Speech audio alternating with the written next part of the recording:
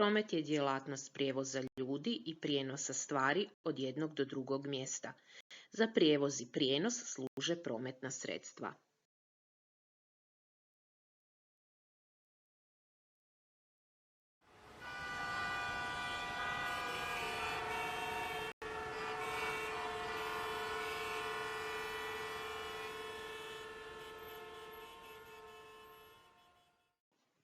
Promet dijelimo na kopneni, vodeni i zračni. Kopneni promet obuhvaća promet cestama i tračnicama, automobili, autobusi, kamioni, motocikli, bicikli i traktori prometna su sredstva koja sudjeluju u cestovnom prometu. Vlakovi su prometna sredstva željezničkog prometa. Tramvaji te nadzemni i podzemni vlakovi kreću se tračnicama.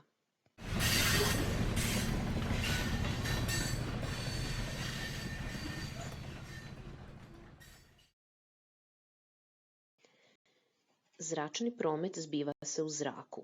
Zračna su prometna sredstva zrakoplovi, helikopteri, jedrilice, zmajevi, baloni.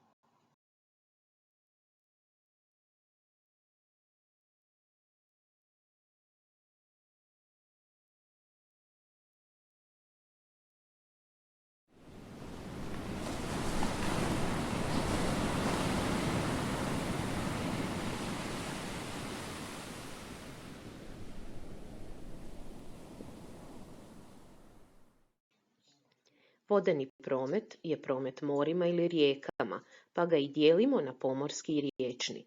Prometna sredstva koja sudjeluju u vodenom prometu su putnički brodovi, trajekti, tankeri, hidrogliseri, jedrenjaci, gliseri, jedrilice, čamci itd.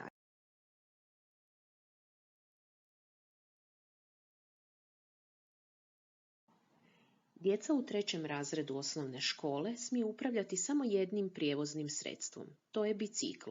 Pri tome moraju nositi kacigu i pažljivo se kretati biciklističkim stazama poštujući prometne znakove.